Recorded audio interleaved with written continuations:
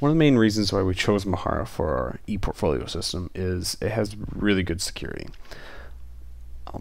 That collection you copied in, any pages that you've created, the only people who can actually view that stuff is yourself. You have to actually grant access to people, and you'll always know who can actually view your stuff. And the way we'll do that is we'll go up here to Portfolio, and then we will click the third tab over, which is Share.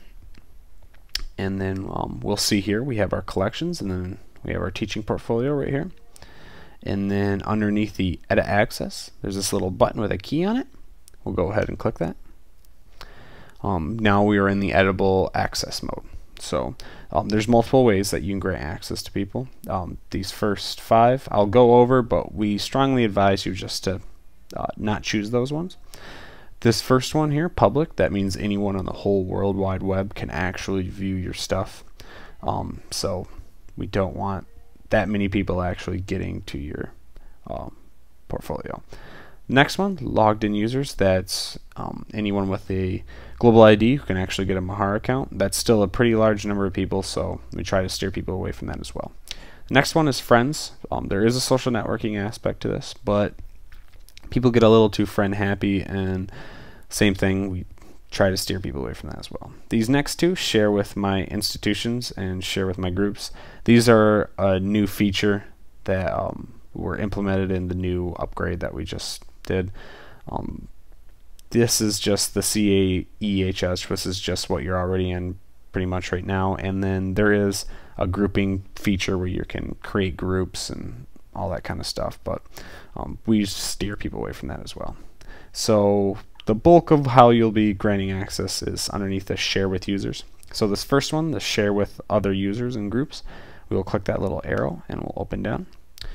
Now on this search, we want to make sure that it's under users, and I'm going to search for GenQuick and TEPD. It's best to search for whoever you're searching for by their last name. They always bring better results, so just a good little tip right there. Now if you notice, GenQuick's profile is right here. I can just hit this little add button, and it's going to throw her name over here. Now I can add a from and a to date if I wish. A from date works that if I set it, that means she won't have access to it until that date hits, and a to works in the opposite, so that means she'll have access until that date hits, so then it'll automatically kill itself. So you could grant access to a professor and then set it up for like 2 weeks after the semester is done, and then it'll automatically kill itself and they'll have grades in and everything by then. Or you can just leave it open, which a lot of people do, and then at the end of the semester they will go in and delete it.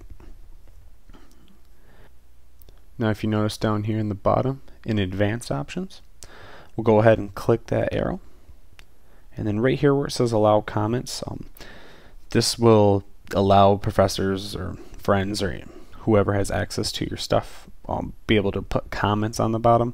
Now if you're going to use this as a tool to help you find a job once you graduate, those comments will always stay down there on the bottom, so we kind of like it if there weren't any comments down the bottom.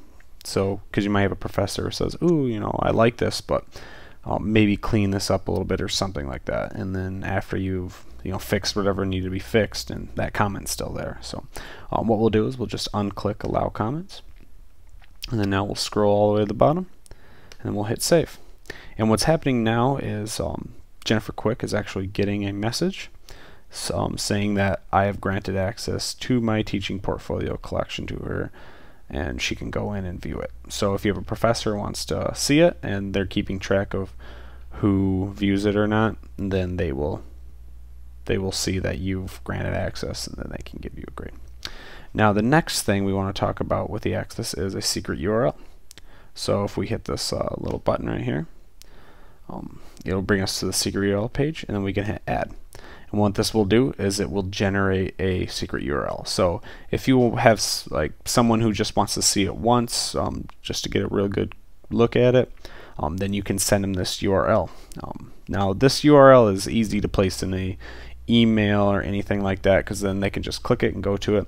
But what a lot of people like to do is, once they're using this as a tool to help them find a job once they graduate, They will place this on the bottom of a hardcover resume, like something to view my electronic portfolio. You can go to this URL, but the problem is this is very long and it is case sensitive.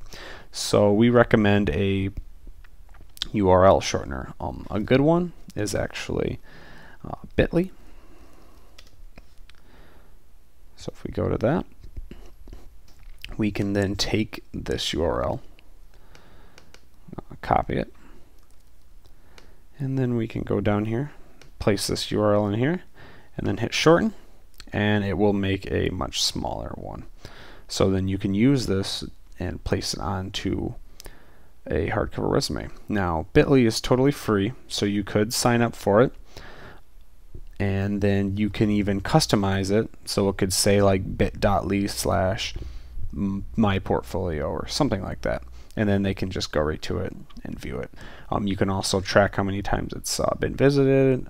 There's a lot of really cool perks to go along with this, so it'd be a good idea to sign up for it. Another thing to note is if you do delete this and then create a new one, it will create a completely different one. So if you sent that out to somebody and then deleted it and then created another one, then the one you sent out doesn't work anymore. So, but that's the whole sharing aspect of Mahara.